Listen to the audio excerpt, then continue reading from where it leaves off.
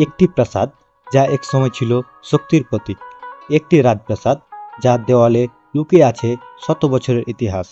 ঢাকার বুকে গড়ে ওঠা এক ঐতিহ্যের সাক্ষী আহসান মঞ্জিল।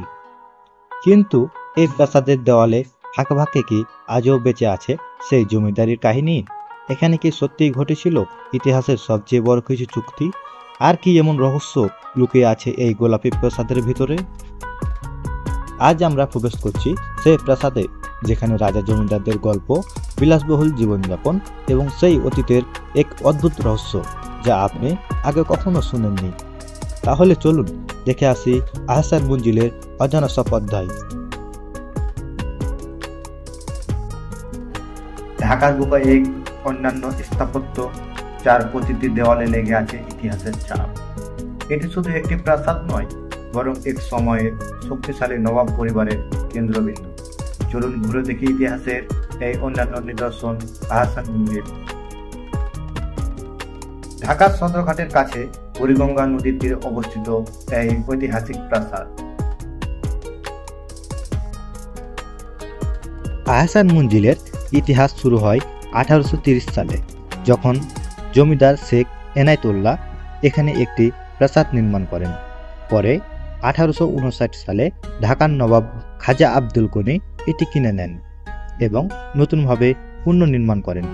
তার পুত্র নবাব আহসানুল্লাহ এর নামে এর নামকরণ করা হয় আহসান মঞ্জিল। এই প্রাসাদ শুধু বসবাসের জন্যই নয়, এটি ছিল নবাব পরিবারের প্রশাসনিক কেন্দ্র। এখান থেকেই নবাব পরিবার তাদের জমিদারির কার্যক্রম পরিচালনা করতেন।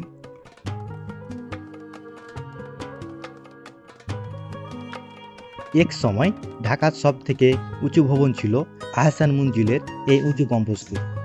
দোতলা এ বারান্দা ও মেঝে তৈরি করা হয়েছে মার্বেল পাথর দিয়ে।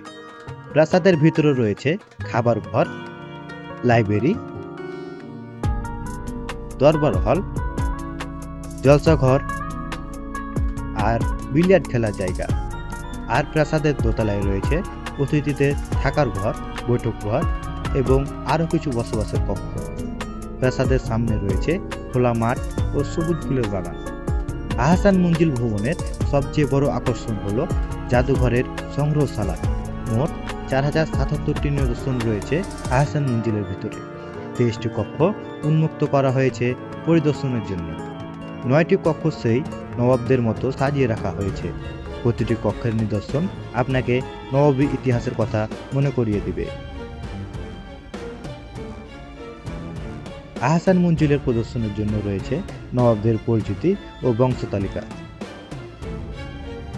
নবাবদের ব্যবহৃত আসবাবপত্র যেমন কাঠের তৈরি আলমারি, কাঠের তৈরি খাট, কাঠের তৈরি সোফা, ড্রেসিং, থালা বাসন, হাতির মাথার কঙ্কাল, ঢাল ও তরবারি। নবাবদের আমলের চেয়ার, টেবিল, সিংহাসন, শয়নকক্ষ, নাচঘর এবং রয়েছে সমকালের বিশেষ ব্যক্তিদের ছবি ও ব্যবহৃত জিনিসপত্র।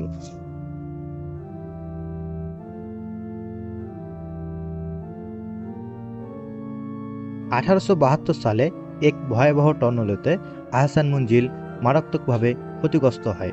পরে এটি আবার পুনর্নির্মাণ করা হয়। তবে 1947 সালে এর দেশভাগ হওয়ার পর এবং নবাব পরিবারের পতনের পর এটির গুরুত্ব হারাতে থাকে। 1985 সালে বাংলাদেশ সরকার আহসান মঞ্জিলকে জাতীয় ঐতিহ্য হিসাবে সংরক্ষণের উদ্যোগ নেয়। বর্তমানে এটি ঢাকা জাদুঘর হিসাবে ব্যবহৃত হচ্ছে। সেখানে নবাব পরিবারের ব্যবহৃত আসবাবপত্র, পোশাক, জিনিসপত্র ও ঐতিহাসিক চিত্রকর্ম সংরক্ষিত রয়েছে। প্রতিদিন হাজারো পর্যটক এখানে আসেন বাংলার নবাবী ঐতিহ্যকে অনুভব করতে।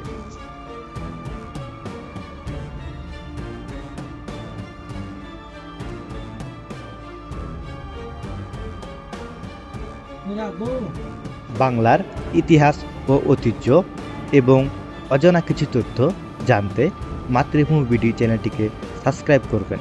ধন্যবাদ সবাইকে। আসসালামু আলাইকুম।